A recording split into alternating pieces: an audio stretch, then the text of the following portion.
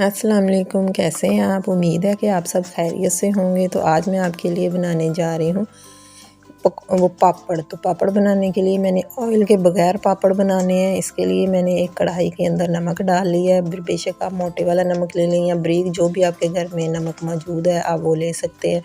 इसको कढ़ाई में हमने डाल के अच्छे से इसको ऐसे ऐसे कर लेना, ताकि इसकी जो गुठलियाँ वगैरह या कोई दाने वगैरह तो वो निकल जाए। नमक जब गर्म हो जाए तो उसमें हमने पापड़ डाल देने हैं और पापड़ डाल के इसको हिलाते रहना है। तो ये जल्दी से तैयार हो जाएंगे। आजकल घी आपको पता है बहुत महंगा हो गया है, इससे ये तो एक तो मुफीद भी बहुत है बच्चों की सेहत के लिए। तो इसको ऐसे हमने करके गरम नमक के अंदर पापड़ डाल देने हैं और पापड़ों को हिलाते रहना है। ये देखिए पापड़ जो उनसे हमारे वो फूल चुके हैं और वो बन चुके हैं। अब हमने इनको निकाल लेना है। ऐसे ही करके आपके पास जितने भी पापड़ हैं मुख्तलिफ़ किस्म की डिज़ाइनिंग वाले हैं, तो आपने इनको ऐसे ही नमक के अंदर बना लेना है।